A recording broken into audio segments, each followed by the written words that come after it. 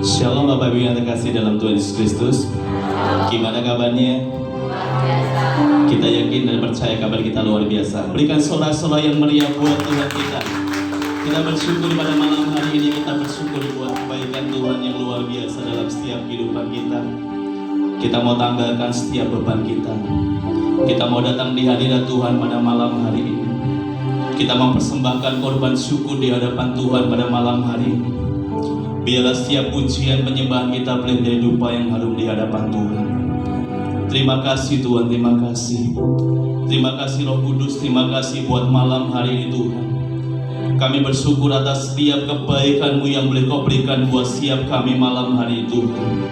Biarlah Kau berikan roh sukacita buat setiap kami malam hari ini Tuhan. Biarlah kami boleh bersukacita bersama Engkau Tuhan. Boleh menaikkan ucapan syukur kami di hadapan Engkau Tuhan. Terima kasih Tuhan, terima kasih. Terima kasih Roh Kudus, terima kasih Tuhan Yesus. Haleluya. Amin. Kita mau siapkan hati kita pada malam hari ini. Kita mau siapkan hati kita. Haleluya.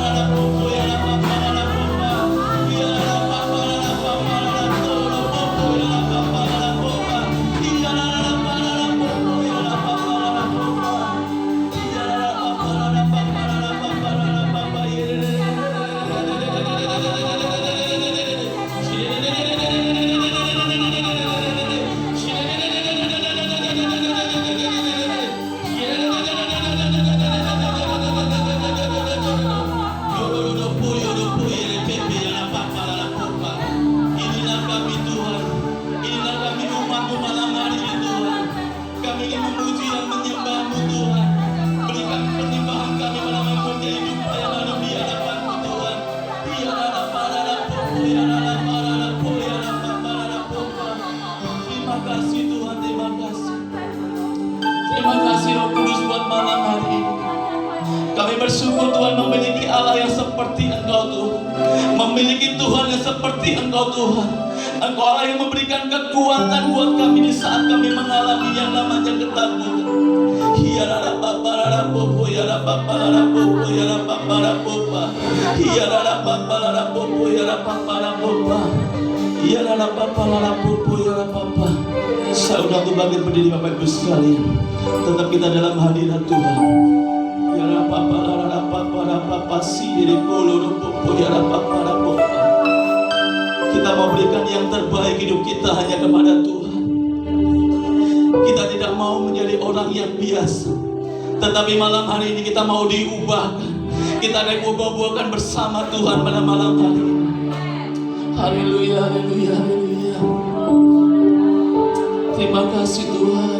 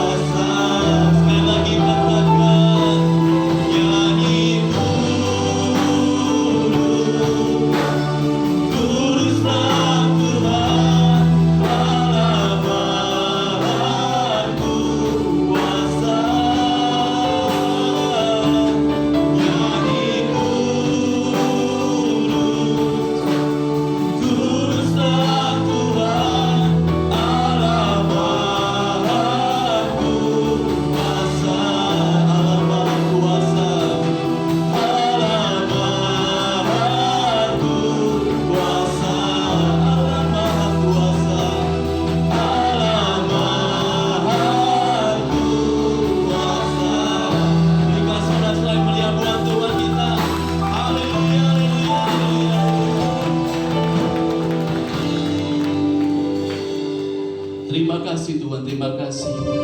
Hati kami melimpah dengan ucapan syukur pada malam hari ini Tuhan. Hati kami penuh dengan sukacita malam hari ini Tuhan. Biarlah Kau taruh sukacita itu dalam setiap hati kami malam hari ini Tuhan. Biarlah kami boleh mempersembahkan yang terbaik hanya kepada Engkau Tuhan. Terima kasih Tuhan, terima kasih. Di dalam nama Tuhan Yesus kami mengucap syukur dan berdoa. Haleluya. Amin. Shalom Bapak Ibu. Masih ada sukacita? Kita percaya sukacita Tuhan ada di tempat ini. Dan kita percaya ada gerakan roh Allah di tempat ini. Dan kita boleh merasakan sukacita itu di dalam setiap kehidupan kita. Haleluya. Ada gerakan roh Allah di sini.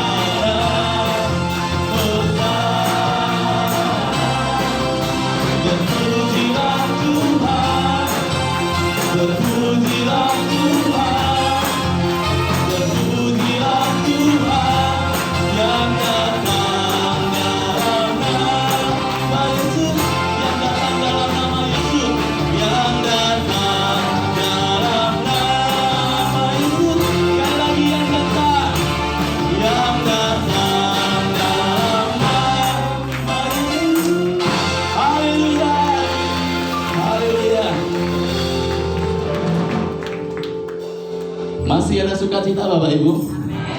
Kita percaya di saat kita percaya Tuhan Yesus, ada gerakan roh Allah di tempat ini. Yang susah akan dihiburkan, yang saat ini mungkin lagi sakit akan disembuhkan oleh Tuhan. Kita mau memuji Tuhan, kita mau tanggalkan setiap beban kita mau tanggalkan setiap pergumulan kita. Kita percaya bila roh Allah ada di dalamku, bukan menari seperti Daud menari. Kita mau joget buat Tuhan saat ini Bapak Ibu ya. Kita tidak boleh diam saja. Kita mau berjoget buat Tuhan. Kita mau persembahkan yang terbaik buat Tuhan. Bila roh Allah ada di dalamku.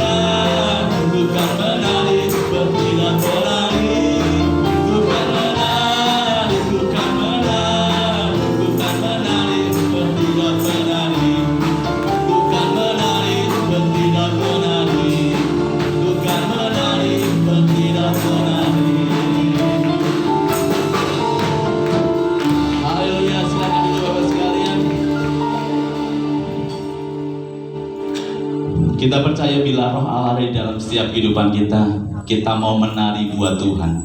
Kita nggak mikir masalah kita, tetapi di saat roh Tuhan ada dalam setiap kehidupan kita, urip adewi sukacita. Amin Bapak Ibu. Tibalah saatnya mungkin dari Bapak Ibu yang ingin menyaksikan cinta kasih Tuhan, ada? Ada Bapak Ibu?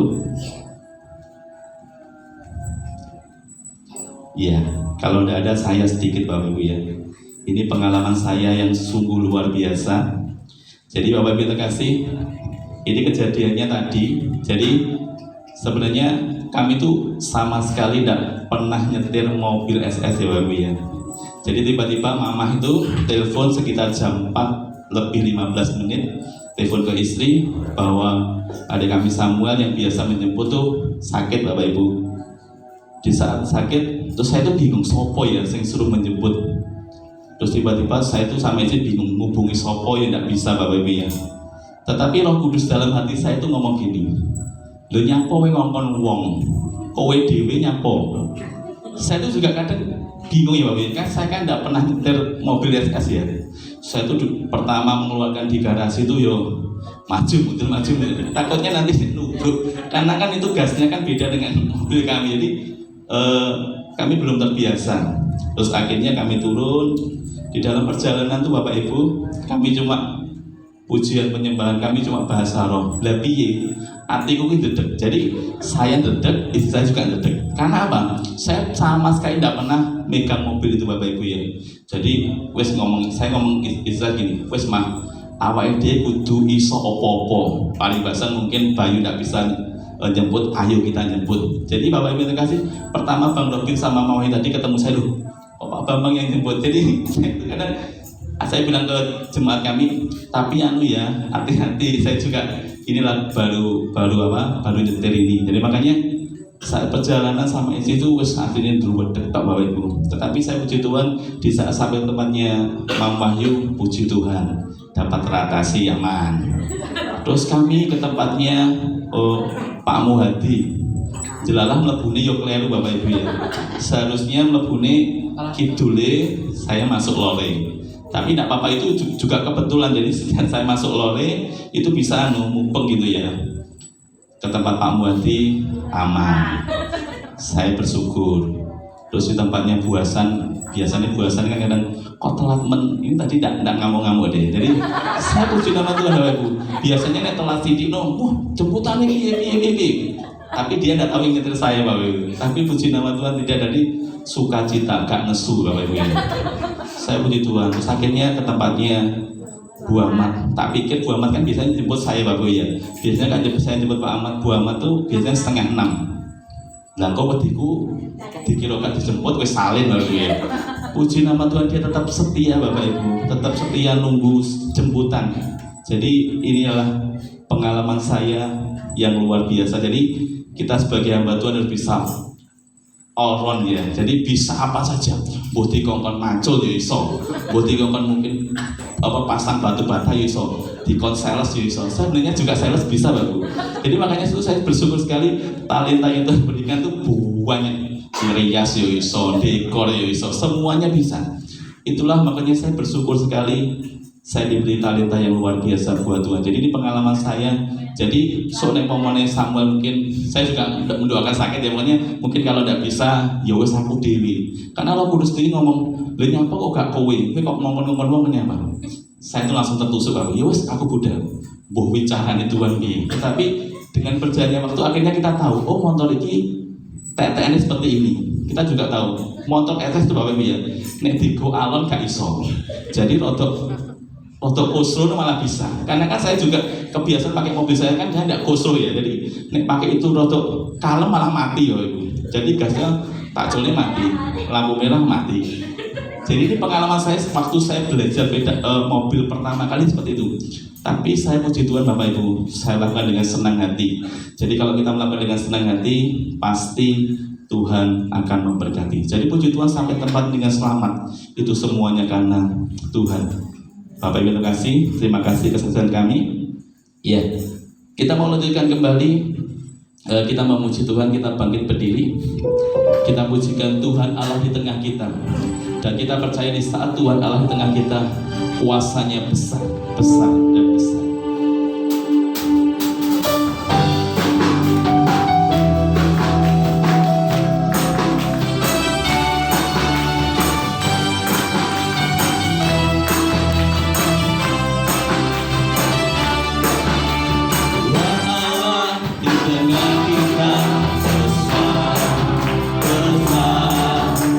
Serahkan dan hilangkan dengan sukacita.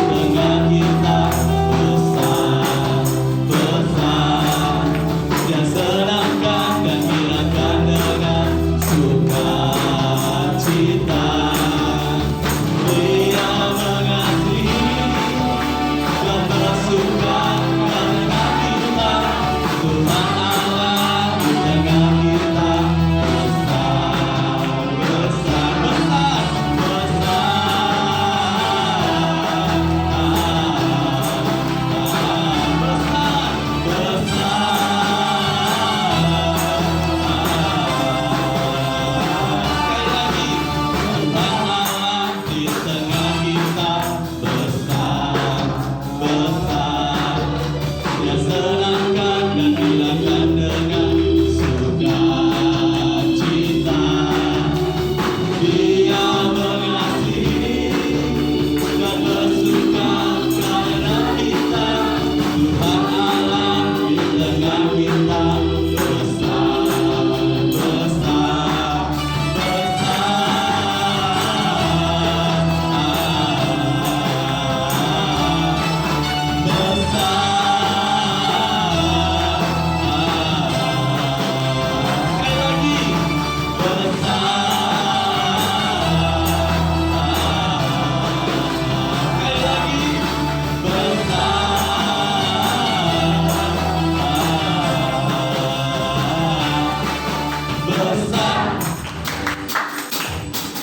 besar,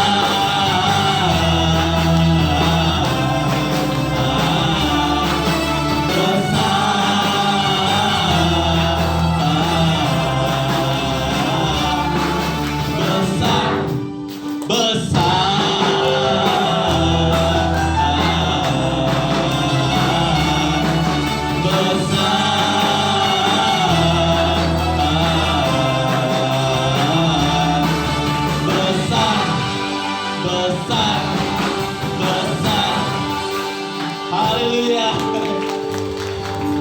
Kita percaya Tuhan Yesus adalah besar kekuasaannya bagi setiap kehidupan kita. Marilah kita siapkan hati kita. Kita mau mendengar firman Tuhan. Haleluya. Biarlah firman Tuhan pada malam ini boleh menjadikan kekuatan buat setiap kehidupan kita. Haleluya. Terima kasih Tuhan.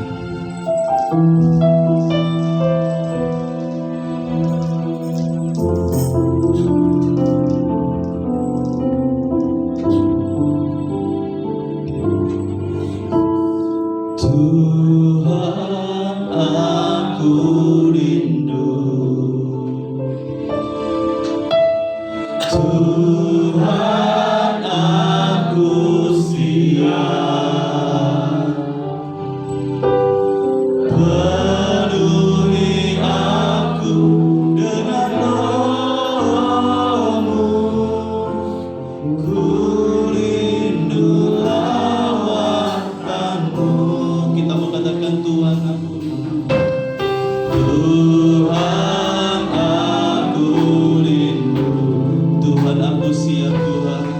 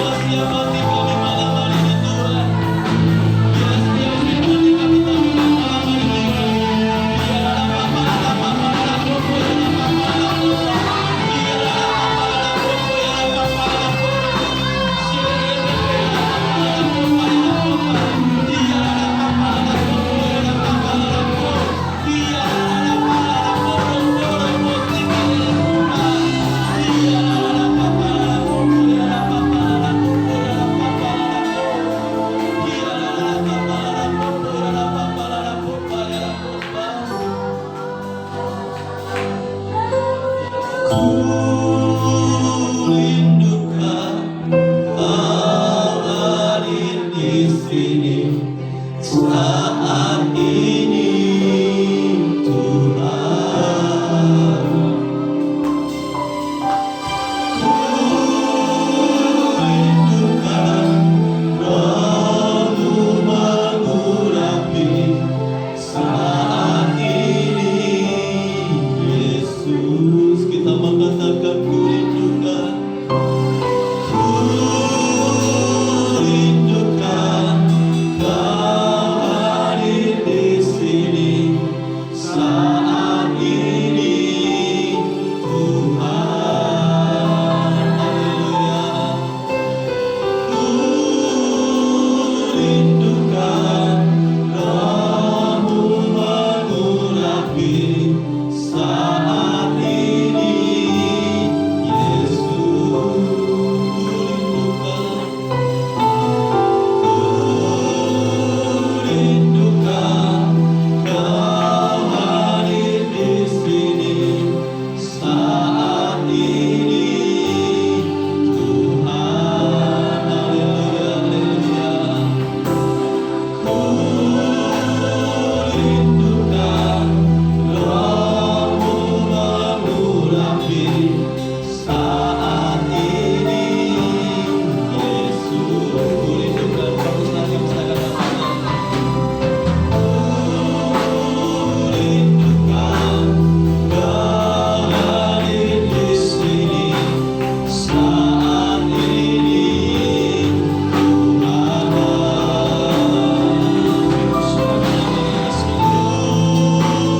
Rindukan Roh-Mu mengurapi saat ini, Yesus. Saat ini, Yesus. Saat ini, Yesus. Saat ini, Yesus. Saat ini, Yesus. Semua yang lapar dan haus akan Tuhan, semua bahasa roh juga para ada aliran-aliran sungai yang banyak yang gembira bekerja di tempat ini. Yang haus bahkan minum sekarang. Tuhan selamat keluargamu, datang kepada Tuhan sekarang.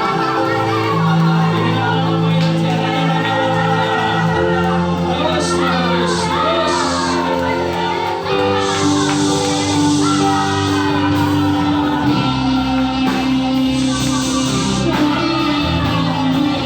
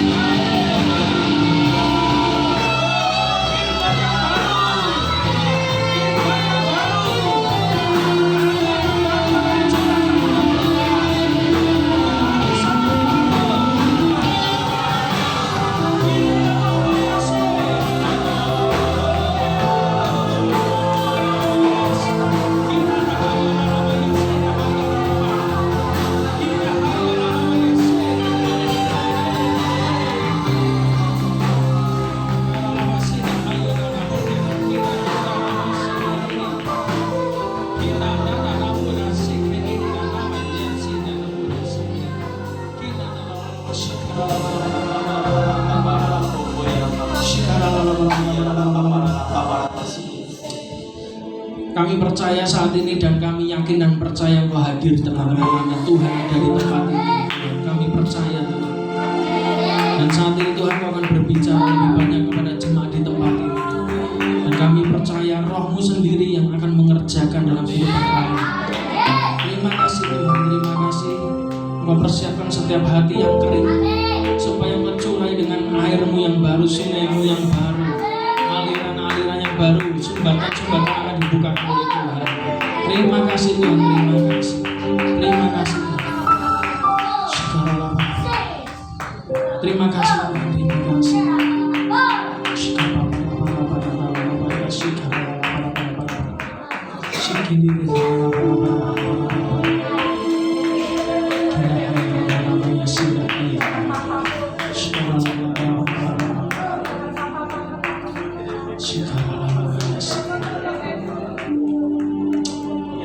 Terima kasih Tuhan, kami siap mendengarkan firman dalam nama Yesus. Semua yang percaya katakan amin. Silakan duduk. Bapak Ibu sekalian, satu hal yang ada beberapa pesan begitu yang Tuhan sampaikan, terutama untuk anak-anak. Ini anak saya tadi kan harusnya ikut sekolah minggu ya. Dan saya mau cerita buat saudara, tidak sembarangan dia itu ikut ibadah umum. Dan bisa bahasa roh kayak gini saya tidak ngerti yang ngajari siapa. Tapi satu hal bahwa saya kok saya Pak, anak-anak itu biar ikut pujian penyembahan dulu. Nanti waktu firman boleh di luar. Supaya apa? Ya kayak ini nyambung dia. Jadi kalau saudara lihat anak saya bahasa roh ini rodok suwi gitu ya. Saya penyembahan duduk, tangan saya ndak angkat tangan ditampek karo dia angkat tangan sak mama isi sangkut angkat tangan. Itu kan sesuatu yang saya yakin bahwa Tuhan ada di sini gampang. Saya kalau ibadah itu ada Tuhan hadir, anak saya excited berarti Tuhannya hadir gitu. Itu gampang loh ya tau. Iya repot ora itu anak ini. Iya kan. Jadi sen saya Pak Bambang, anak-anak itu biar bersentuhan dengan Tuhan di tempat iman-iman. Supaya istilah spiritnya dia dapat. Baru setelah itu firman itu disampaikan tidak apa-apa, baru keluar. Yang kedua saya ingat tentang GPPS karena saya dulu sempat pelayanan di GPPS lama juga di bawah kepemimpinan Tante Erna, Pendeta Ernatan itu anak rohaninya Bapak Ishak Liu. Ishak Liu itu ya pendirinya GPPS yang Surabaya, gereja 7 lantai. Dan saya masih ingat Pak Ishak Liu itu satu hari berdoa itu 5 jam. Bajunya putih-putih ya toh, bawa tongkat. Saya kaget masuk sini. Kok jaketnya parlente kabeh aku batikan dhewe. Ternyata lebih gaul sekarang GPPS gaya baru ya Pak Bambang. Tapi kalau GPPS asli, wah putih-putih sudah malaikat itu masuk tuh sudah malaikat. Dulu malah lebih parah, Anda boleh pakai makeup. Rambut enggak boleh dikucir, itu saking striknya Om Isali itu ngajari jemaat tuh perempuan enggak boleh macak-macak gitu. Jadi yang maaf ya, yang ibadah di atas mimbar kayak mayit kabeh, orangnya ngacak dan ngucap gitu. Tapi yang saya salut adalah Om Isali itu satu hari berdoa 5 jam di ruang doa. Dan pagi-pagi ketika dia selesai doa pagi, dia biasanya di parkiran belakang GPPS itu kan ada parkiran luas. Itu jemaat itu sudah antri bawa apa? Bawa sapu tangan. Untuk apa? Ditumpang tangan oleh Om Isali sapu tangan itu, lalu pulang ada orang sakit sapu tangan itu ditumpangkan kepalanya orang sembuh. Itu karunia yang ada di Alkitab itu, sapu tangan tapi bisa menyembuhkan orang. Itu saya tiba-tiba kok diingatkan, itu harusnya kuasa doa itu harusnya di gereja ini digali kembali karena itu warisan gitu. Ya, itu saya kok sense-nya kayak begitu. Mulai sekarang diperbanyak doanya gitu. Bapak Ibu sekalian, harus. Saya ini orang yang nggak suka doa karena saya doa ini sangat gon-gon. Jadi kadang saya di toko ya saya ngobrol sama Tuhan. Jadi saya kalau suruh doa yang duduk diam di kaki Tuhan memang nggak betah. Mungkin Bapak Ibu yang usianya sudah tua mungkin betah sampai turu ya. Biasanya kan gitu sampai ngantuk-ngantuk itu. Dan saya juga ingat ada satu tokoh revival besar yang lahir di Karangjati tapi juga besar di Madiun. Dan dulu saya juga satu gereja dengan dia, tapi saya tidak ketemu karena jarak usia kita terlalu jauh. Namanya Yeremia Rim. Dia adalah hamba Tuhan Indonesia pertama yang bikin KKR di Gelora Bung Karno pada zaman itu. kasih melanda Jakarta, lalu dilanjutkan kasih melanda Indonesia. Yang hadir Pak 200.000. Biasanya hamba Tuhan asing yang KKR, Maurice Lulu itu penuh. Tapi ini hamba Tuhan yang tanda kutip kurang terkenal, lokal, tapi bisa menghadirkan ini dan mujizat terjadi. Saudara tahu enggak kalau di MDC Surabaya itu kan gedung peninggalan beliau ya, gereja yang besar. Saya juga pernah pelayanan di situ juga. Dan menurut beberapa orang, saya pernah mendapatkan cerita ada satu ruangan di bawah, lantai bawah. Itu ruangan khusus untuk apa? Kak Yer biasanya mereka manggil. Kak Yer nyarim sebelum dia khotbah hari Minggu, hari Sabtu dia tidak mau diganggu oleh istri dan anaknya. 7 jam dia berdoa di situ. Jadi dia lebih banyak doanya daripada khotbahnya. Makanya kalau saudara pelayanan mimbar, kalau lebih banyak latihannya ini keliru. Lebih banyak doanya. Latihan itu jadi tidak penting kalau engkau banyak doa, tenang aja. Ya toh. Kadang saya ini malah kaget karena di tempat saya dulu Surabaya itu tidak ada musik lengkap begini. Kaum muda saya itu pakai keyboard biasa.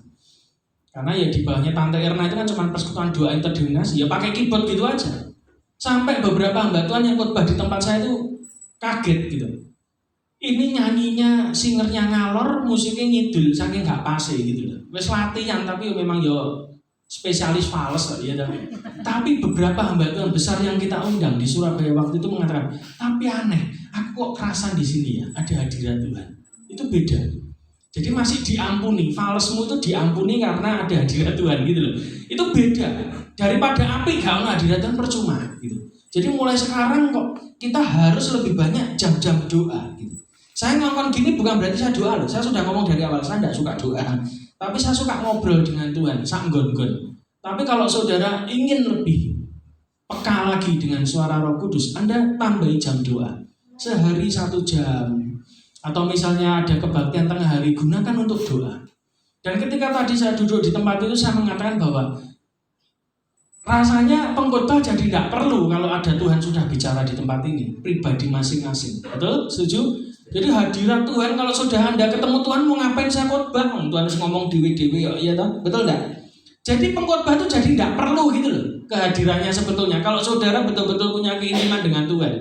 Karena yang diomongkan kadang, ya itu tadi, Tuhan sudah bicara. Tadi saya khotbah pagi itu di GPDI Kalvari tempat saya tentang satu topik firman Tuhan. Istri saya itu punya tugas untuk kayak komsel begitu merangkum khotbahnya dari orang di Jakarta, dia dengerin yang dikhotbahkan di Jakarta itu sama dengan yang pagi tadi saya khotbahkan persis. Terus waktu tadi sore mau berangkat ke sini juga dengerin lagi yang di SGS punyanya Pak Michael Gunawan itu yang di YouTube, dengerin firmannya sama juga ayatnya podo tentang Yusuf, tentang proses Tuhan, tentang sumur. Jadi dia 3 kali itu dengerin khotbah yang sama coba. Artinya apa? Ya Tuhan itu kalau sudah bicara tuh ya itu sudah, nggak mungkin kemana-mana gitu. Tapi hari ini saya ingin membagikan satu hal untuk jemaat di tempat ini, bahwa saya sangat yakin dan percaya bahwa sentuhan ilahi itu penting sekali Bapak Ibu. Jadi saya suka sekali kalau mengikuti tempat ini bahwa ada pencurahan Roh Kudus, Anda dilawat Tuhan, dan saya rasa ini ibadahnya harus 2 kali, tidak mungkin 1 kali. Ini 1 kali. Loh ngapain? Gak cukup no. Loh, Anda menyiapkan wadah gitu loh. Loh, saya tuh ibadah itu di kafe, di tempat saya itu di kafe. Saya di dekat persekutuan doa itu disuruh Tuhan tahun ini ibadahnya di kafe, itu pun terbuka gitu. Itu pun masih kurang luas sebetulnya. Nah saudara di tempat ini harusnya ibadahnya harus 2 kali. Kenapa? Nanti kalau 2 kali tidak mungkin cukup. Pasti Tuhan akan tambahkan ke kursi yang kosong. Gitu loh. Jadi ini kan sudah penuh Pak Bambang. Ngapain kok dipenuhi di sini? Di-split aja 2 kali. Nanti bisa 2 kali lipat. Masih kurang lagi, split lagi 3 kali, nanti masih penuh gitu. Dan cara Tuhan tuh selalu begitu. Dan tadi Tuhan cuma tanya, wadai ora gede jaluk akeh gitu kan, bingung. Iya tak? Ya betul tak? Lah ibadah sekali jaluk lipat gandaan jiwa-jiwa. Lah emang ibadah mek pisan wis kebek kok. Itu kursi kosong tuh ngapain ditumpuk gitu loh. Terus gene corona, ya toh. Ya sudah dibuat 2 kali aja, sudah mulai minggu depan, oke? Ya, enggak apa-apa gitu. Oke, kita buka dulu firman Tuhan ya. Markus 8 ayat 23. Saya kalau khotbah memang pencolotan Bapak Ibu, jadi saudara ngikuti aja. Karena akan ada pesan-pesan Tuhan yang kadang terselip dan Anda harus tangkap itu baik-baik gitu. Karena saya ini kan tadi saya ngomong, yang penting itu Tuhannya sebenarnya, bukan sayanya. Saya ingat tiba-tiba diingatkan Tuhan. Suatu ketika Benny Hinn itu saking terkenalnya, sampai suatu hari waktu dia KKR, Tuhan ngomong sama Benny gini, kamu tidak boleh khotbah lama-lama. Kamu khotbah 30 menit dan kamu keluar. Tapi sebelum keluar, sebelum ibadah mulai, kamu doakan setiap kursi yang ada. Dan dia lakukan itu. Tuhan ngomong, nanti setiap orang yang duduk itu langsung sembuh. Kamu nggak usah khotbah, kamu tidak penting. Kaget dia. Dan hari itu KKR, dia khotbah 30 menit tidak ada kesembuhan, dia langsung pulang. Dan yang terjadi orang-orang sembuh dengan sendirinya. Artinya apa? Bukan karena pengkhotbahnya, Bapak Ibu. Jadi kadang kita berpaku pada pengkhotbahnya harus begini, harus begini. Enggak. Tuhan itu bisa ngomong setiap pribadi-pribadi kok. Tidak perlu saudara pendetanya harus hebat, Pak Bambangnya harus hebat atau sama ibu ya toh. Dan nanti malah harusnya di mana nih gitu. Kalau bisa malah separuh jemaat iso khotbah gitu. Lah kan sangar nang pasar terus tiba-tiba lu buatan karo bakul pecel, bakul ganteng. Loh, siapa ngerti bertobat kan kita enggak tahu. Ya karena saya biasanya kalau di WA itu Pak, tadi saya juga begitu. Saya tiba-tiba WA dengan seseorang. Aja kesel, yang bantu kamu banyak, wis ngono tok pesane. Terus tiba-tiba dia kaget, dia WA balik. Loh, kok sama? Aku tadi tentang kekuatan. Dia dapat firman-nya anak ini tentang kekuatan dan pas yang saya katakan. Jadi kadang Tuhan tuh begitu, ngomong sesuatu sampaikan ke A, si B, si C, ya saya nurut baik. Dan ternyata itu pas. Tadi waktu berangkat sini saya juga gitu, WA dengan satu orang juga, duitmu akeh.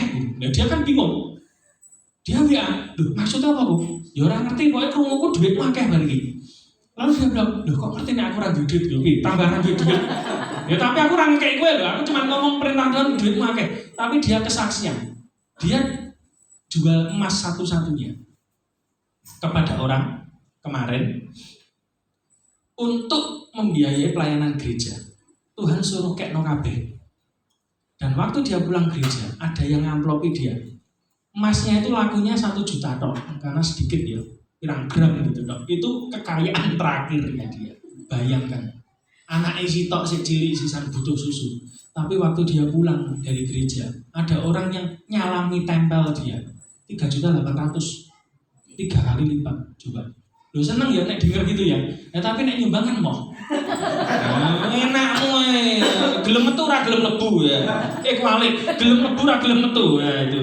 Kadang orang Kristen itu ya begitu. Siapa di sini mau mengalami kesembuhan? Angkat tangan. Pengen tahu caranya gimana? Gimana? Ngomong aja enggak apa-apa.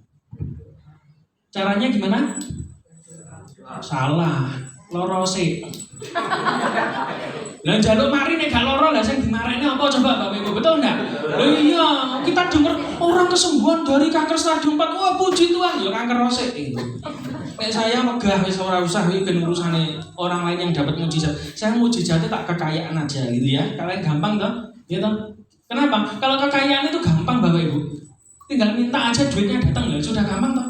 Gitu. Nah, daripada sakit, nah, saudara kesembuhan kan, iya nek misalnya imanmu pas tepat, iya dong. Kadang ada orang waktu kena sakit sambatnya kok kan timbang bersyukur ya, bablas. Biasanya gitu malah orang kesaksian malah pemakaman kan repot. Nambahi kerjaannya Pak Bambang ya. Amin, saudara. Sampai mana lupa saya.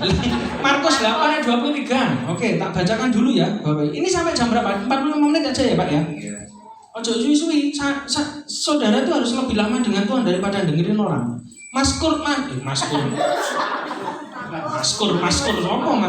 Markus 8 ayat 23. Saya bacakan saudara. Yesus memegang tangan orang buta itu dan membawa dia keluar kampung. Garis bawahi keluar kampung.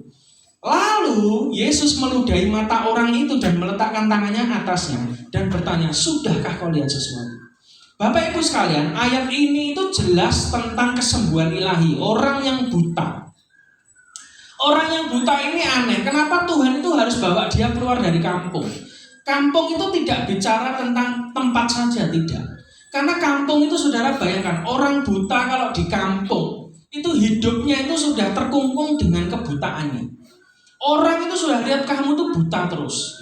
Jadi dia dengar bahwa dia buta, tidak tertolong dan lain sebagainya. Dan pasti kalau kita hidup di dalam kampung, kadang perkataan-perkataan negatif itu yang kadang kita dengar, betul?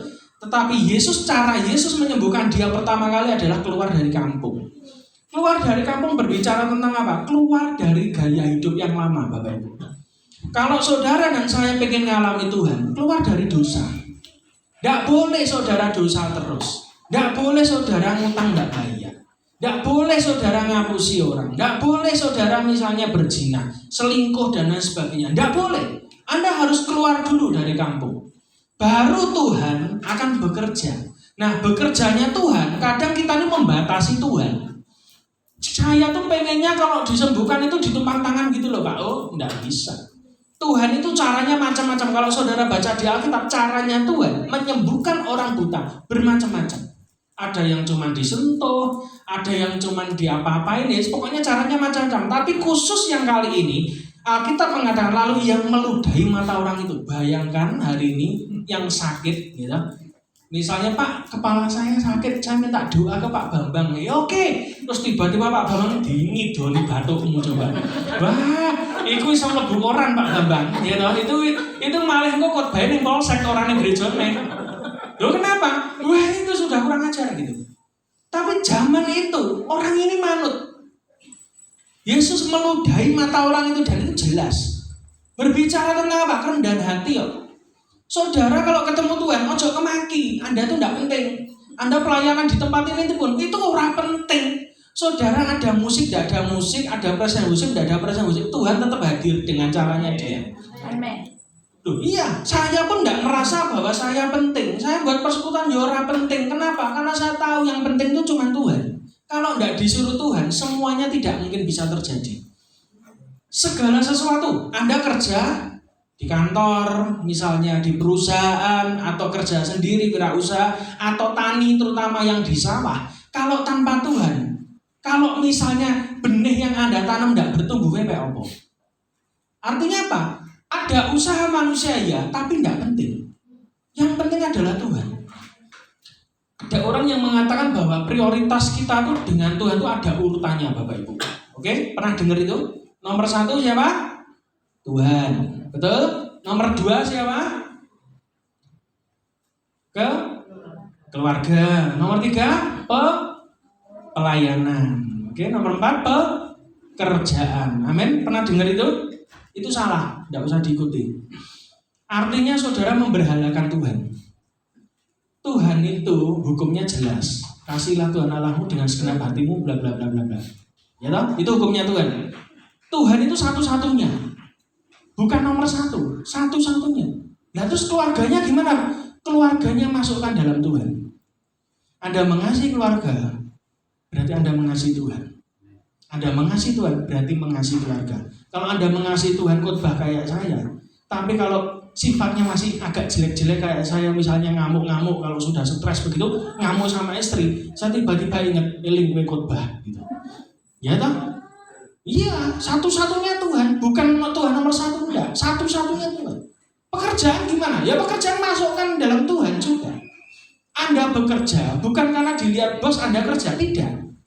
Anda bekerja karena Anda ngerti, Anda kerja untuk Tuhan. Anda kerja dilihat oleh orang lain di sekitar kita yang belum kenal Tuhan. Oh, bapak iki nek kerja tenanan walaupun gak ono bose. Oh, ternyata anak Tuhan gitu. Ya toh? Kadang ada orang Kristen kerja ndak ono bose gak gelem kerja. Begitu nek bose macak kerja, wah itu biasa. Itu manusia pada umumnya. Ya toh, saya telu oke nih. Tapi orang yang seperti Daniel itu tidak ada, susah. Yang tetap bekerja secara profesional tanpa dilihat orang, tapi dia bekerja untuk Tuhan. Bagaimana dengan pelayanan gereja? Lebih-lebih lagi, Anda pelayanan ya jelas untuk Tuhan.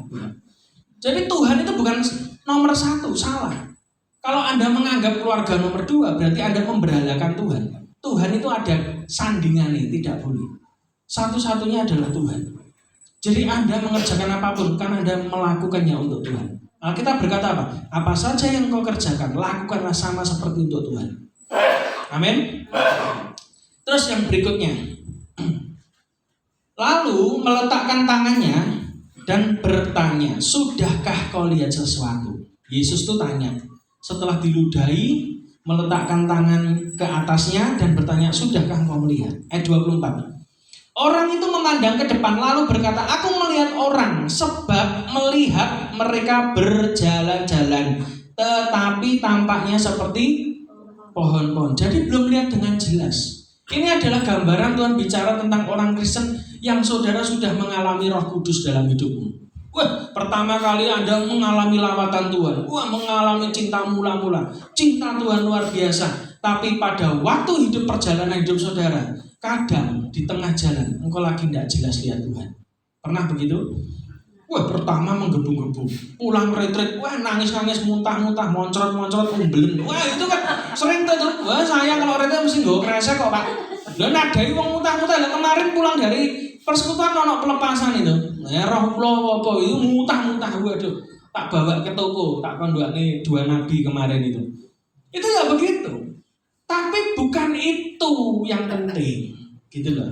Saya nemukan banyak sekali retret-retret kaum muda, kaum remaja, wah dilawat Tuhan, nangis-nangis, ini aku Tuhan, ini aku Tuhan. Wah, intinya kayak yo-yo gitu. Tapi waktu pulang jarak 3 bulan balik mana? Sama, gereja-gereja kemarin 10 hari pencurahan Roh Kudus toh. Ya toh? Wah, ngomong wah terus kayak ngono kayak. Tapi deloken sak bulan, bertahan enggak apinya. Nah, itu loh. Itu kan yang sering terjadi kayak begitu. Kenapa? Karena enggak punya hubungan dengan Tuhan. Matamu mulai kabur lagi, ya toh, yang tadinya jelas secara rohani, lihat Tuhan, ya toh, ngalami Tuhan.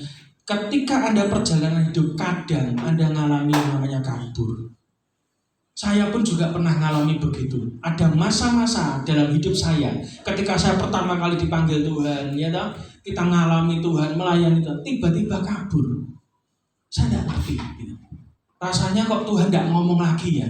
Rasanya kok tidak ada hadirat Tuhan ya. Rasanya kok ke gereja garing ya. Rasanya kalau ibadah kok rasanya kok tidak kayak dulu lagi. Pernah ngalami itu? Ya kayak begitu. Dan saudara harus membutuhkan yang namanya ayat 25. Apa itu? Lalu Yesus meletakkan lagi tangannya pada mata orang itu. Saudara, pesan Tuhan kok dalam hal ayat ini saya tiba-tiba muncul satu kata Pak Bambang, sentuhan kedua. Anda dibaptis bagus, Anda dipenuhi Roh Kudus, Anda mengalami sentuhan pertama. Tapi ketika perjalanan hidup kita, kadang di tengah jalan banyak masalah dalam keluarga, banyak persoalan dalam pekerjaan, keuangan dan lain sebagainya, membuat kau lagi tidak percaya sama Tuhan. Wah, kau berkata, Tuhan, ini gereja, nyumbang maneh gitu. Ya toh, perpuluhan maneh. Nyumbang iki, nyumbang kuwi. Lho, lah nek gak nyumbang piye tukule? Wong ngandani petani itu kan nek parimu mbok simpene kapan tukule, betul enggak? Ya harus mbok buang-buang toh di tanah. Supaya apa? Supaya tumbuh. Betul enggak? Benih itu supaya tumbuh. Kadang kita sudah underestimate. Nah, itu bahasa Inggris. Apa arti tambah bingung aku? Kita ini berpikir negatif gitu loh tentang Tuhan. Wah, curiga sama Tuhan gitu. Di tengah perjalanan hidup ketika kita dapat krisis COVID selama 2 tahun ini, banyak perusahaan yang berdarah-darah istilahnya, duitnya metu kabeh ya toh. Itu banyak juga anak-anak Tuhan juga mengalami krisis juga. Itu juga banyak di antara kita yang merasa bahwa kok rasanya kok Tuhan tidak bicara lagi ya Pak. Itu banyak. Orang yang dulu pelayanannya get-getan istilahnya. Wah, semangat melayani. Ada persekutuan kaum pria ikut. Ada ibadah umum 2 kali, datang 2 kali. Cinta mula-mula, sentuhan pertama, ya dah. Wah, terus ada ibadah sekolah minggu ditekani sih padahal wis tuwek. Pokoknya melo ae gitu. Karena dia merasa cinta Tuhan, ya dah. Ono ibadah kamu ta yo wis dudo ya tetep teko gitu. Wis pokoknya golek Tuhan. Itu sampai kayak begitu saya temukan. Tapi begitu ada persoalan dalam hidupnya dan tiba-tiba dia tidak lagi dengar Tuhan. Dia membaca firman mulai garing. Dia mulai jauh dari Tuhan. Dan ayat 25 Tuhan berkata, engkau butuh sentuhan Tuhan yang kedua. Dan bersyukur kemarin mungkin 10 hari Pantekosta Anda adakan ibadah itu. Itu berbicara sentuhan Tuhan yang kedua. Kasih mula-mulamu dikembalikan Tuhan. Dan Alkitab berkata apa? Maka orang itu apa? Sungguh-sungguh melihat baru jelas. dan telah sembuh, sehingga ia dapat melihat segala sesuatu dengan jelas. Kalau engkau lihat persoalan hidupmu sekarang yang di depanmu, engkau tidak kelihatan, mungkin kau butuh sentuhan Tuhan yang kedua. Cara pandangmu pasti masih kabur. Tapi kalau engkau sudah mengalami Tuhan yang kedua, engkau mulai lagi bangun hubungan dengan Tuhan, maka engkau bisa melihat persoalan tiba cilik, tiba kecil gitu. Persoalan itu jadi kecil. Kenapa? Ya karena kita tahu bahwa kita lihat sesuatu dengan jelas, bukan dengan kacamata kita sebagai manusia, enggak. Wah, kalau kita lihat masalah kita, ini dompet nek 10.000 bingung kok ya kan. Saya tuh juga begitu. Gitu. Kita tuh kadang aneh Pak Bambang. Kalau misalnya dulu kita belanja gitu ya, belanja di mall, bawa duit misalnya 200.000 rodok pede. Pede ya toh. Tapi begitu 10.000 gak wani dijak nang mall. Gitu ya. Wis bingung lah, nek kon mangan terus mangan duit opo 10.000 gitu. Parkirnya mungkin wis karep 5.000 ya toh. Kita kadang begitu. Kita pede kalau kita ada yang kita pegang. Itu berhala dong. Ayo piye jajal. Coba sekarang Anda berangkat ke gereja. Paling gampang ya, HP-mu carry coba ya, bingung gedandapan. Bener gak? Main musikmu coba pecotot. Bingung gak ya? Maaf ya, apalagi. Nah, wah ini aku nek ngomong ini kok banyak perseteruan gak apa-apa ya tak ngomong ya. Coba dicek yang sudah suami istri, HP-nya nek password-nya gak. Kapok kapan ya, ayo. Sama istri ada password-nya enggak. Terus istrinya tuh tahu password-nya enggak. Terus misalnya yang suami mandi, HP-nya digawa apa ora? Ayo wani gletak nih, ayo pengen roh aku, ayo coba. Ini konseling pranikah nih gitu. Kalau kemana-mana dibawa, nggak berani dipegang istri, jangan asem. Gitu. Loh kalau saya enggak, aku ngomong ini soalnya mau bojo. Nah iya, tapi saya tak gawa. Enak bukti nih. Oh dia mau buka HP ku karepku, karepe dhewe enggak ada password, enggak ada yang dirahasiakan. Gitu. Karena apa? Enggak selingkuh. Ayo coba wis saiki. Wah ini bar iki mulai tugasmu akeh Mbak Lydia. Wah bojoku langsung ditelepon ketoke bar iki. Tibae yang jangan karo A B C D. Wah iki jemaatku kan nambah apa berkurang gitu ya. Saya enggak tahu. Tapi belajar gitu loh, tobato gitu loh. Wes tak kasih kesempatan dan dihapus CT. Jadi pulang nanti aman gitu loh. Wes tobato saiki timbangku tobat ning omah wis geger gitu. Tapi belajar apa? Belajar untuk kita nih lihat sesuatu dengan jelas gitu. Kamu kalau enggak dengan Tuhan, Anda lihat persoalanmu kelihatannya gede.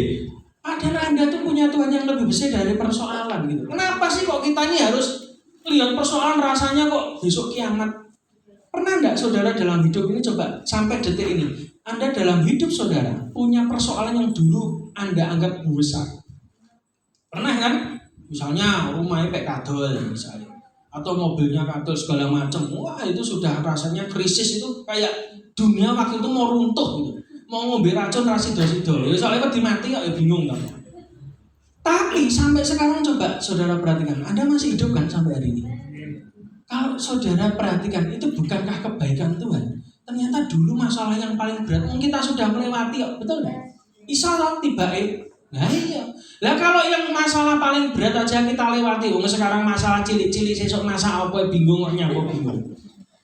Loh, manuk itu diopeni Tuhan. Betul enggak? Loh, burung-burung tuh loh diopeni Tuhan. Ngeramban saeneke tetep iso mangan. Betul enggak? Lah babon itu ya, babon pitik ditinggal bapake ya toh, tetep iso ngopeni kok. Ayo. Nah, yang hari ini misalnya maaf Anda ditinggal suami atau suami meninggal atau suami Anda tidak pulang-pulang, terus ada tanggungan anak, nggak usah takut gitu. Anda pulang nanti nek tonggomu duwe babon nggawa pitik inget ono wae gitu. Babone iso ngopeni anake kok. Lah mosok Anda manusia tidak bisa dipelihara Tuhan? Setuju katakan yes. Para babon. Banter dhewe gitu. Ya kita belajar begitu gitu. Lihat sesuatu tuh dengan jelas gitu. Saya dan istri ini akhirnya sudah bertobat dalam hal apa? Dulu kita berpikir bahwa kalau persoalan itu rasanya berat. Sekarang kita semelah gitu loh. Ternyata sama Tuhan ini gampang ya gitu. Walaupun kita masih kehilangan duit belum kembali, tapi Tuhan bisa kembalikan dengan bentuk yang macam-macam gitu. Dengan cara yang ajaib. Kita masih duit rumah nyantol, tapi kita dikasih rumah secara gratis. Nah, itu kan memang cara Tuhan. Setelah kita melalui itu, akhirnya kita nangis bareng. Kita tobat, doanya Tuhan ampuni kami serahkah gitu. Dan sejak itu terjadi pemulihan. Pelan-pelan kita mulai jalan. Loh, tidak ada masalah Pak. Yo oke, cari sopo. Jangan saudara pikir kalau bertobat tiba-tiba masalah hilang, enggak. Tapi yang membedakan adalah ketika kami melalui persoalan, enteng. Kenapa? Karena saya dan istri melihat persoalan lebih jelas dari kacamata Tuhan. Ternyata kecil. Anda kalau misal lihat gedung begitu ya, gedung bertingkat 5. Saudara kelihatannya kalau di Sarangan itu kan banyak hotel, banyak villa. Ketokane gede. Coba saudara hiking ke gunungnya, lalu lihat bangunannya, cilik. Dan Tuhan itu seperti memberi pesan kepada saudara hari ini. Kalau kamu ingin lihat persoalanmu lebih kecil dalam hidupmu, naik ke gunung Tuhan. Cari wajah Tuhan. Anda akan lihat persoalan ternyata tidak ada apa-apanya kok. Gitu loh. Jadi tidak usah bingung, tidak usah mikir, waduh hari ini saya sales kok belum closing tanggal tua. Oh tidak apa-apa, masih ada tanggal muda, dikejar lagi. Gitu. Orang-orang yang dipecat sudah. Saya ini juga sales dulu Pak Bambang Podo. Sales majalah orang dibayar 7 bulan sih sampai kono bojoku. Wah, itu saya wis tak amal jarikan wis ngono ae ya to. Wis ora amal sewekan nek sak jari-jarike tak kene. Ora dibayar komisi karo gaji ya keimangan tok. Tapi saya belajar itu proses Tuhan ya. Tapi akhirnya saya mikir gini, oh iya, itu pemeliharaan Tuhan gitu. Kadang itu saya itu pengennya itu karena kadang kita ini menuntut hak kita gitu. Kita kalau ada persoalan, rasanya kita wah iso gitu. Pakai kekuatan sendiri, hati-hati. Tiba-tiba saya waktu punya persoalan keuangan itu, duit saya nyantol, wah teman-teman yang punya koneksi di Surabaya itu yang Polda macam-macam sudah siap backup. Istri saya yang ingatkan, hati-hati loh, ojo ngandalne manusia, bahaya. Langsung tak calling ora sido kabeh. Wah iki lah terkutuklah orang yang mengandalkan manusia, dia ngomong, wah lah ini moncrot loh ya dah. Wis jatuh ketimpa tangga, ketiban plafon sak gendenge, lah wis rontok sisan. Saya enggak berani gitu. Langsung saya mundur, enggak usah, biar itu cara Tuhan. Gitu. Saya belajar begitu, kenapa? Supaya kita ini bisa melihat segala sesuatu tibanya jelas toh. Tuhan itu planningnya itu begitu. Pernah saudara lihat orang yang itu apa Bu jenenge? Merajut itu loh, yang model benang bal itu loh, ngerti ya? Nyoket. Kalau dilihat dari atas kan kita api ya. Tapi coba dilihat dari bawah, ruwetnya setengah mati, betul enggak? Lah uripmu tuh ya begitu. Loh, maksud saya gini, loh kok ruwet itu kenapa? Loh salah ndelok kowe. Lah ndelokmu kok ngisor ya salahmu dhewe. Sing didelok kok ngisor mesti dosa semua. Ya ta sing didelok kok ngisor-ngisor mesti aneh-aneh gitu. Tapi lihatnya dari atas gitu. Oh apik tibake gitu. Ya tapi kalau lihat dari bawah ya paling jerabut ya ta. Loh kita gak jelas gambar apa, gak cetok. Dan kita komplain sama Tuhan masalahnya. Sering kayak begitu. Kadang saya kalau konseling orang ini saya paling malas Pak Bambang. Karena saya memang bersyukur enggak jadi gembala gitu ya. Jadi saya paling rodok susah dengerin orang ngomong. Kenapa? Repotnya orang profetik itu Pak Bambang. Sebelum orang ngomong kadang ini harus ngerti sih. Tapi langsung tak semprot ya masalahnya gitu loh. Nah istri saya tiba ya modal sisan. Serah cocok jadi gembolo ya. Serah usah ngurusi jemaat itu malah rambutmu Pak Bambang. Ya toh. Wah ngurusi urip wong terus ya lah. Kapan ngurusi yang dhewe gitu.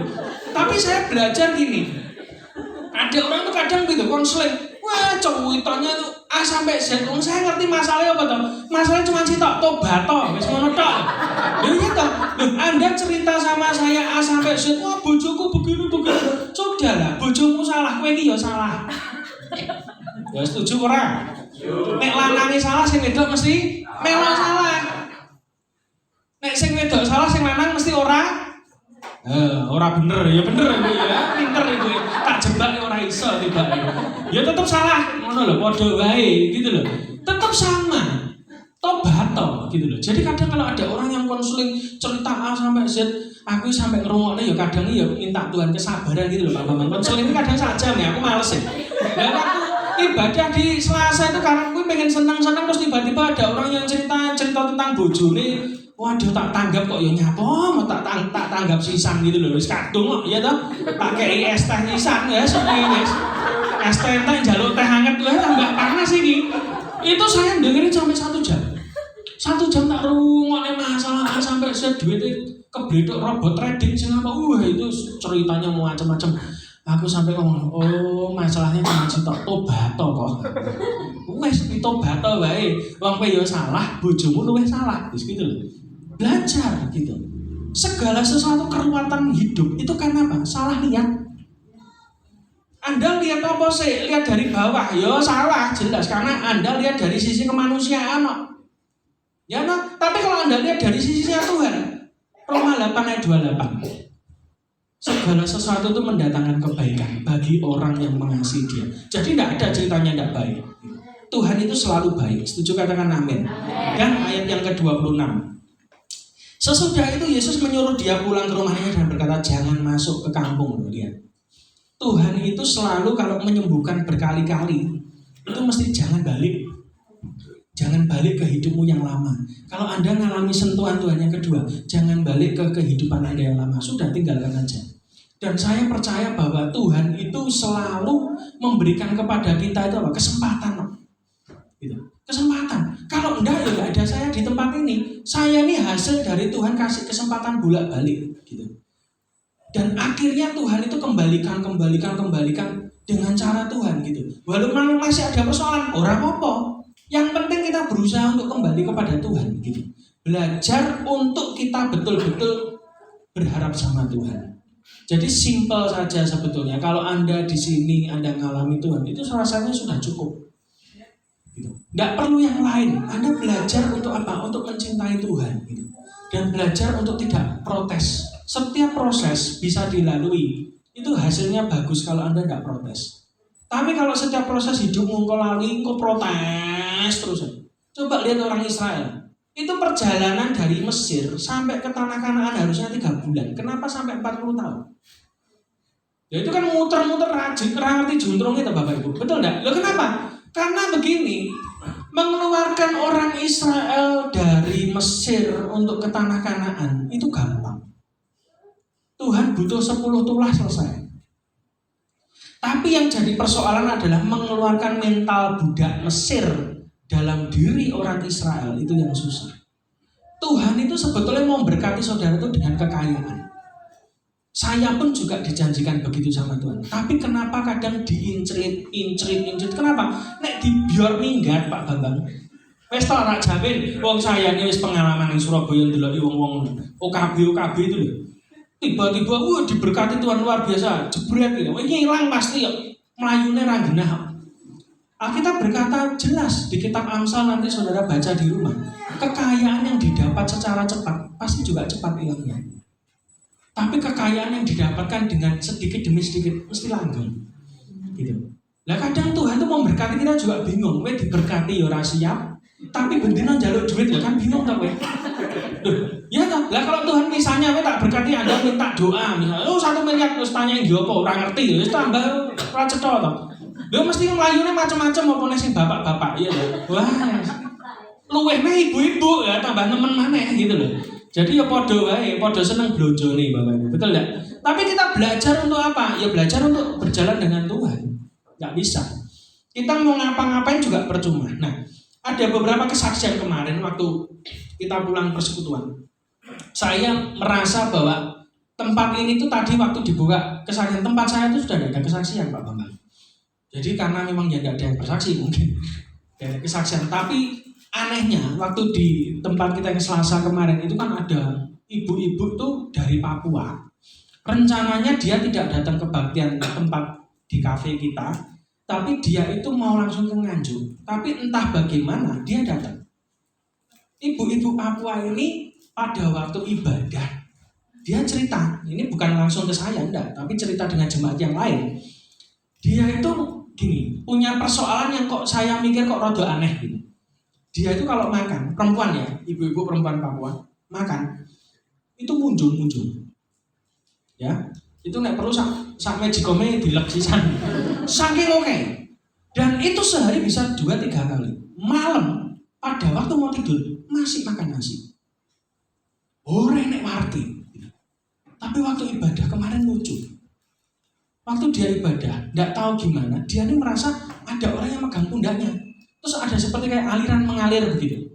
Dan setelah ibadah selesai, dia nggak ngerti, siapa juga nggak ngerti, dilihat juga nggak ada yang megang. Lalu dia ini makan, karena habis ibadah tempat kita kan makan nasi pecel kemarin, ya kan, sak pincuk, nggak banyak juga. Dia bisa kenyang. Terus hari Rebu pagi, ditanya sama jemaat, dia ngobrol, saya kok pagi ini nggak lapar ya, masih kenyang terus sampai awan gitu. Loh, berarti roh geragasnya mari. Iya ya. Itu mangan sak cikrak. Tapi itu bisa kenyang. Mangan pecel sak pincuk tok. Ya coba mari dia. Loh, saya ini kan bingung, ini kesaksian aneh-aneh. Lah saya tuh pengen Pak Bambang, di gereja ini harus ada begitu. Di-upload di media sosial. Kesaksian apapun, wes saksi opo gitu loh. Yang kecil-kecil. Loh, maaf ya, kadang kita ini kesaksian tuh kan kita terpesona dengan kesaksian yang aneh-aneh kayak ini. Ya enggak perlu kayak gini, gitu loh. Bangun pagi iso ambekan iso melek, itu juga bersyukur kesaksian. Karena banyak orang yang bangun pagi sudah beda alam. Mati kan loh maksudnya ya toh. Loh, Anda bangun pagi iso kelamben, loh itu sehat. Ada orang yang bangun pagi, ya nyekel bedek gak iso. Ya mlumah murepe wis gak iso. Ya kenapa? Ya karena stroke. Ngerti enggak? Loh, itu kesaksian itu bagus, enggak apa-apa, saksikan aja gitu. Dan banyak kesaksian kemarin malah yang lebih spektakuler lagi, ada yang muslim ibadah. Tiba-tiba waktu kita ibadah itu penyembahan itu, dia bilang, lihat ada satu figur putih di tengah, gandeng 2 anak kanan, 2 anak kiri, dia bilang gitu. Wah, ini muslim kok iso ndelok aneh-aneh. Aku sing Kristen tuh ora ndelok-ndelok. Saya pikir, waduh Tuhan piye. Yo betul enggak? Kadang saya bertanya loh Pak Bambang. Kita is Kristen pirang tahun sampai ngoyot. Yo sampai lumutan barang itu kan kursi mulak tepos kabeh. Lho saking kesuwen mbok tunggui Bapak Ibu. Betul enggak? Loh, kita ini merasa Kristen lama ora iso ndelok ngono. Tapi kenapa jiwa baru bisa langsung lihat? Itu kasih karunia Tuhan. Tapi kok saya gini, Anda tuh punya kesaksian tapi ora wani ngomong. Mbok disyuting ya Pak Bambang, delikne ning ruangan ndi ngono disyuting. Kon kesaksian sitok-sitok ditewodong wis di hari ini kesaksianmu apa gitu. Engko lak metu kabeh. Yang kecil-kecil Bapak Ibu, misalnya, saya pernah ngalami ya, dulu waktu kuliah itu kan zaman randuwe, kere dan memble ya. Saya kere memble sih sareng kos-kosan murah. Loh, saya ini berdoa terus gitu. Terus tiba-tiba ada orang ngasih makanan buat saya, itu kesaksian. Duitnya receh tak kelompok ini 1.500 zaman dulu. Saudara ngerti kan kalau di kos-kosan di Surabaya atau di mana, di sini mungkin ada mie duk-duk keliling itu loh. Saya itu orang lain itu beli nasi goreng. Nah, ya toh, beli nasi goreng bayarnya 3.000 atau 3.500. Terus ada teman saya satu kos juga beli mie goreng, bayar 3.500 zaman itu. Saya enggak. Saya dandakne sego, bingung toh kowe. Iya, saya minta ibu kos sego gitu. Pak, dandakne sego bayar 1.500 saya masakno. Ya ngono lho kan saking kebacote lho. Segone nggawa dhewe wong iki kon dandakne sampe gedhe-gedhe iki aneh-aneh kok ngene. Lho, kenapa ya ora duit wong duwite tak koreti atusan susuk-susuk kuwi tanggal tuwek ora enek kiriman. Lho, saya tuh sampai begitu. Tapi buat saya sampai sekarang bisa hidup itu anugerah. Jadi saya mikir kalau orang ngomong, wah kekurangan genek duit wis kemrungsung mumet lho, wong sing iso urip kok. Lho, iya toh, lho kok ngeramban ning tanggamu kan akeh. Lho, betul enggak? Lho kangkung iki pirang-pirang tak lihat tadi yo. Lah iki tebu ning pojokane ndak diketoki sitok-sitok cocote kok goreng apa digodhog, betul enggak? Lho, semua itu bisa. Wes toh. Nah, pokoknya karek nembung tanggane ngono lho, wis kok angel-angel. Sesuk nek misale tanggamu butuh gula ya kayak ono, ngono lho. Lha iki gampang toh ya, Mbak ya. Ngono lho. Jadi itu gampang aja. Hidup tuh jangan dibuat susah, setuju? Ya kasih tahu karena mau aja susah ya pacarmu. Wis nek omah ndelok bojone sumpek nek gereja ndelok kowe mureng. Jadi kita belajar bahwa ayo kita sama-sama sekarang happy ikut Tuhan, ya. Wis ora usah susah, enggak usah mikir macam-macam, ora penting gitu loh. Orang duit ora penting ya. Duit itu bukan masalah, setuju? Yang masalah adalah nek ra duit wis ngono.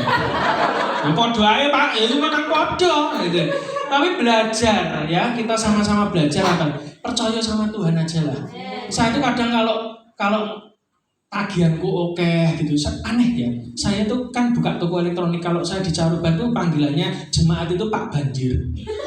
Soalnya jeneng gue Banjir Rezeki ya, tokonya itu namanya Banjir Rezeki. Manggil saya Pak Musa bingung, jenengnya Musa Yoke gitu. Paling gampang ibu-ibu yang jemaat itu yang datang itu yang naik pickup itu Pak, itu biasanya yang dijemput itu Pak Banjir.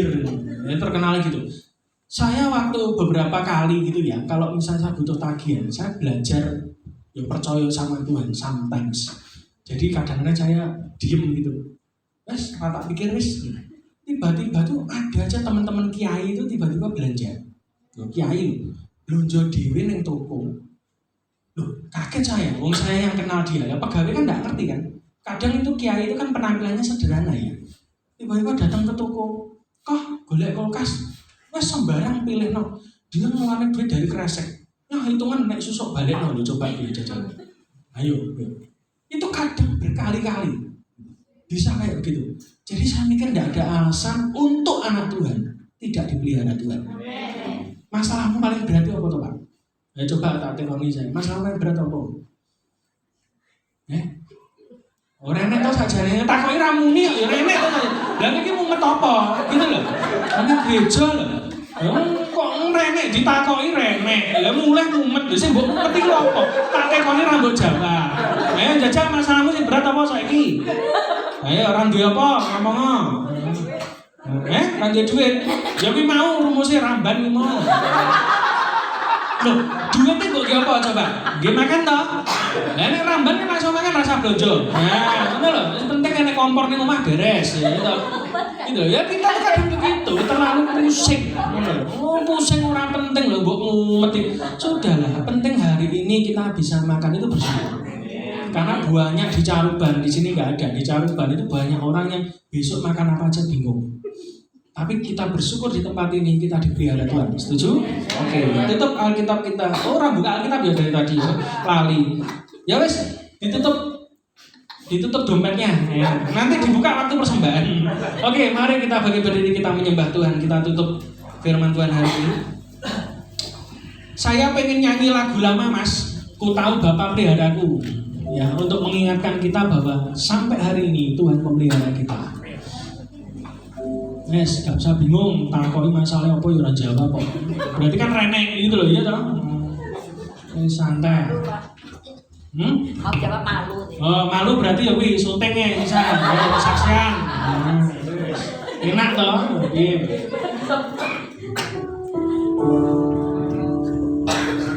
Ayo disalami saya wis renek corona. Ya Tuhan ngopeni kowe.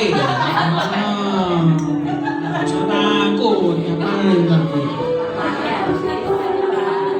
Ingat ya, uang bukan masalah. Yang masalah apa? Nggak punya uang.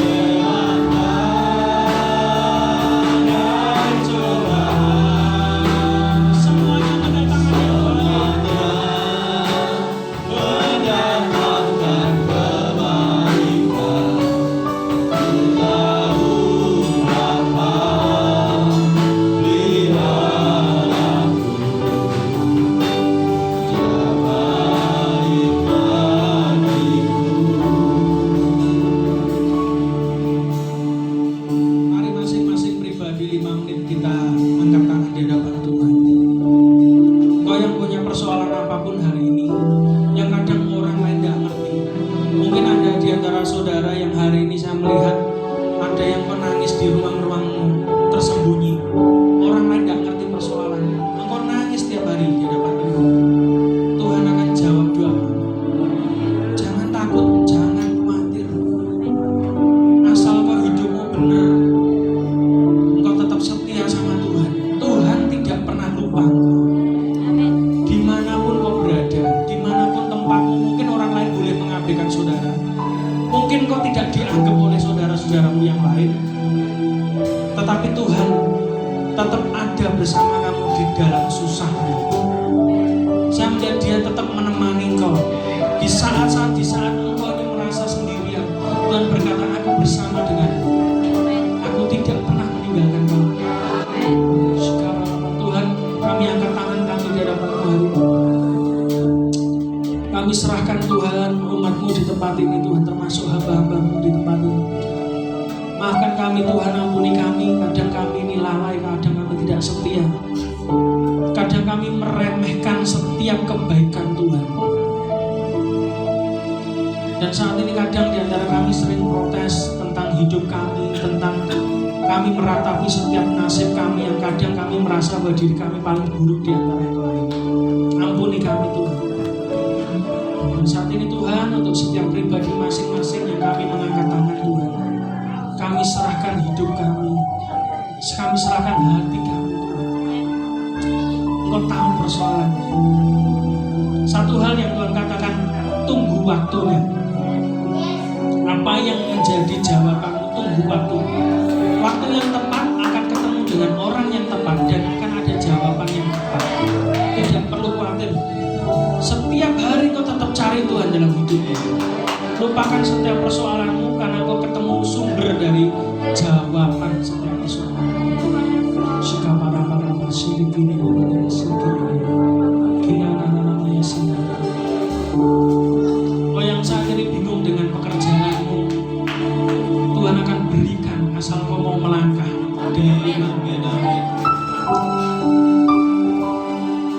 Tidak akan dibiarkan orang benar dan anak cucunya tidak akan dibiarkan meminta-minta kata Tuhan. Ketika kau memikirkan rumah Tuhan, maka Tuhan akan pikirkan rumahmu. Untuk jemaat di tempat ini, kau sudah menerima sentuhan ilahi.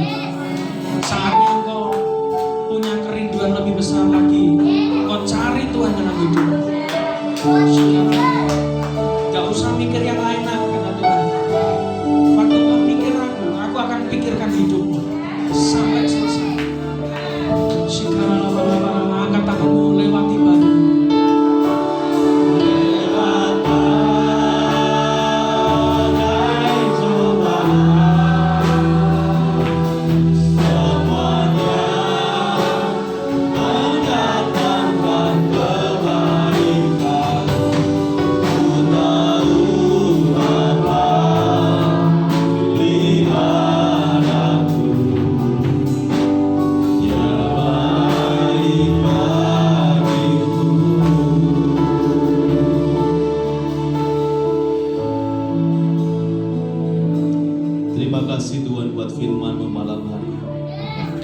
Firman yang sungguh luar biasa menguatkan setiap kami saat ini Tuhan. Yang terpenting dalam hidup kami, cari Tuhan. Di saat kita mencari Tuhan, prioritaskan Tuhan dalam hidup kita. Apapun yang menjadi pergumulan kita, Tuhan akan memberkati. Tuhan akan memberikan jalan keluar buat setiap kehidupan kita. Terima kasih Tuhan, terima kasih. Ajar kami Tuhan, untuk kami semakin dekat pada Engkau Tuhan. Ajar kami untuk kami mencari wajah-Mu setiap waktu dalam hidup kami Tuhan. Kami yakin dan percaya Tuhan, Engkau yang akan memberkati setiap kami. Berkati hamba-Mu Pak Musa Tuhan, yang sudah menyampaikan firman-Mu pada malam hari ini Tuhan. Pakai hidupnya, berkati usahanya, berkati keluarganya. Apapun yang Tuhan kerjakan buat beliau Tuhan, biarlah Tuhan memberkati dengan dahsyat dan luar biasa. Terima kasih Tuhan, terima kasih. Thank you Lord, praise the Lord. Terima kasih Tuhan. Haleluya. Amin. Bapak Ibu diberkati melalui firman Tuhan saat ini. Saya yakin dan percaya setiap kita diberkati Tuhan luar biasa. Terima kasih Pak Musa. Jangan kapok, nanti kita jadwal lagi. Ya, kita akan memberikan persembahan pada Tuhan. Mari kita siapkan hati kita. Saya minta Mas Gisya untuk berdoa persembahan. Terima kasih Bapak, kami ucap syukur atas segala kasih karunia yang memberikan kepada kami ini Bapak. Bapak, sebentar kami memberikan yang terbaik buat kami, dari kami buat Bapak, dan berkatilah kami sesuai dengan kemuliaan Engkau. Terima kasih Yesus, kami mengucap syukur dalam nama Tuhan Yesus. Amin. Untuk mengirim persembahan kita pujikan Tuhan Allah di tengah kita besar-besar. Yang petugas kami silakan.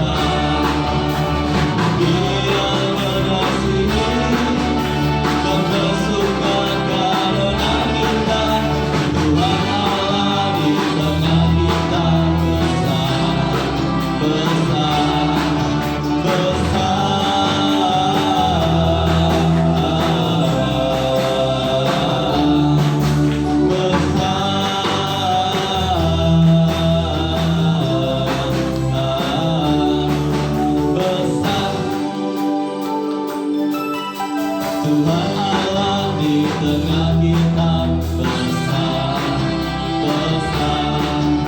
Dia serahkan dan hilangkan dengan suka cita. Dia mengasihi dan bersuka karena kita. Tuhan Allah di tengah kita besar, besar.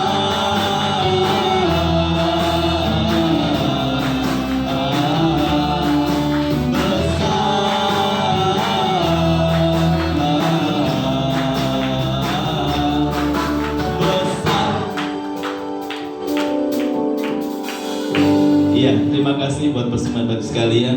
Biarlah Tuhan balikan lipat kali ganda. Waktu selanjutnya kami serahkan kepada petugas.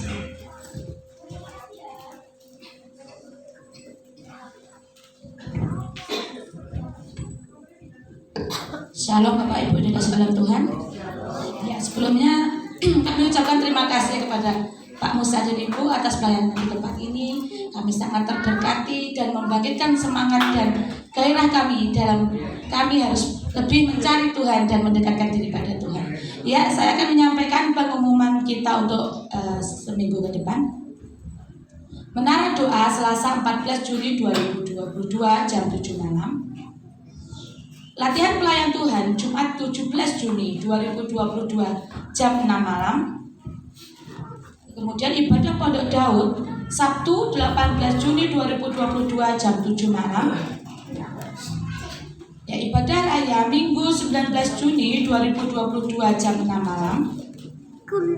Untuk petugas pelayan minggu depan, WR Ibu Wati, Singer Ibu Desi dan Ibu Sus, Kolektan Kesia dan Teofani.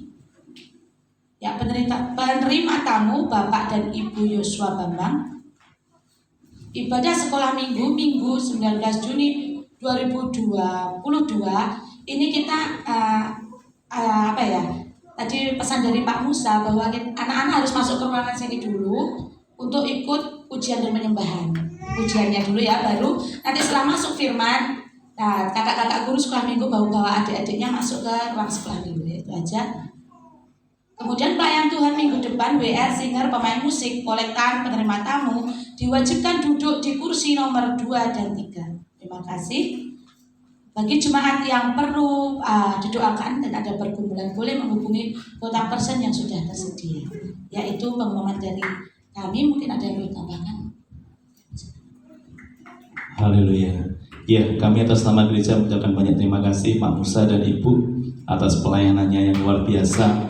Meskipun dari Caruban ke sini jaraknya jauh, tapi saya puji Tuhan kami semuanya diberkati nggih Bapak Ibu ya.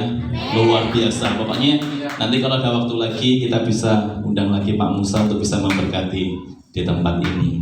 Ya, Bapak Ibu terima kasih.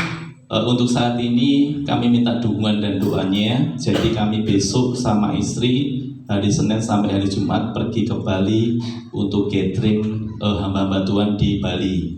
Jadi Bapak Ibu minta dukungan doanya supaya perjalanan kami sampai tempat sana selamat dan pulang juga selamat, dan nanti kami akan bawa oleh-oleh buat jemaat. Jadi nanti doakan saja supaya acaranya lancar dan kami bisa mengikuti gathering dengan baik, dan biarlah semuanya nama Tuhan dipermuliakan. Kami minta dukungan doanya Bapak Ibu ya, supaya kami bisa sehat. Berangkatnya besok jam 9 pagi.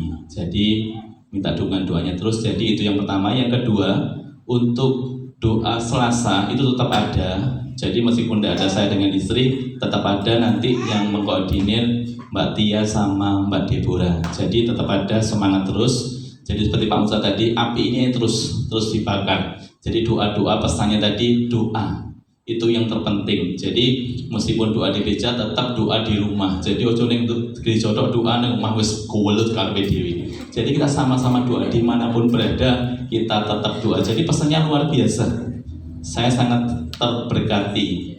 Jadi pesan tadi juga untuk sekolah minggu ya, mulai besok minggu ikut ujian penyembahan dulu dan nanti baru firman. Nanti yang kedua bisa kita ibadah 2 kali. Jadi kalau itu memang Tuhan izinkan ya kita lakukan. Jadi meskipun seberapa besar orangnya, seperti tadi kita imani bahwa meskipun itu kan nanti akan tambah sendiri. Kita tidak tahu ya Pak Musa ya. Puji Tuhan. Terima kasih Bapak Ibu. Biarlah hari ini Tuhan diberkati, Bapak Ibu diberkati Tuhan. Kita akan tutup ibadah saat ini sambil bangkit berdiri. Kita sama pujikan El Shaddai, El Shaddai. Waktu selanjutnya kami serahkan kepada Ibu Gembala.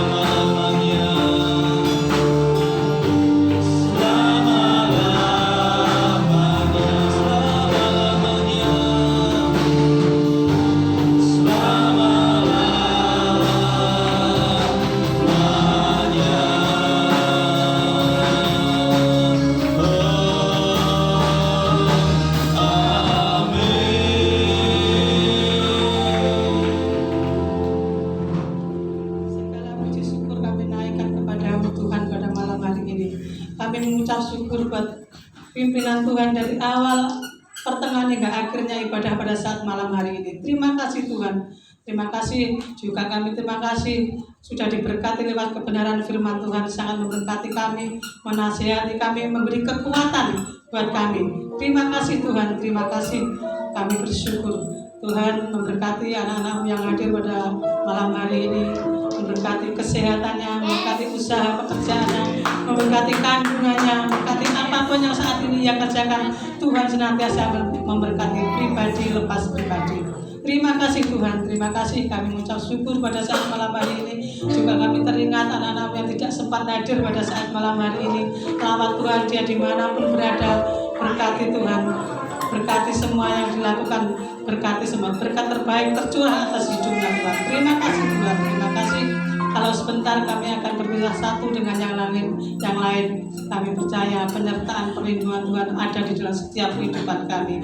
Yang pulang ke Madiun, yang ke Caruban, yang ke Ponorogo, bahkan di sekitar sini, Tuhan senantiasa memberkati, menyertai, melindungi buat perjalanan mereka Tuhan. Terima kasih Tuhan, terima kasih. Segala puji, hormat, syukur kami naikkan kepadamu pada saat malam hari. Mari Bapak Ibu kita akan angkat. Tuhan memberkati engkau dan melindungi engkau. Tuhan menyinari engkau dengan wajahnya dan memberi engkau kasih karunia. Tuhan menghadapkan wajahnya kepadamu dan memberi engkau damai sejahtera. Berkati ini asalnya dari Bapa Surgawi, lewat anaknya yang tunggal Yesus Kristus dan penyertaan daripada Roh Kudus boleh memberkati kami, memberikan damai sejahtera buat kami mulai malam hari ini, esok sampai selama-lamanya. Tuhan datang kalian berdua yang percaya dan yang diberkati Tuhan sama-sama katakan amin.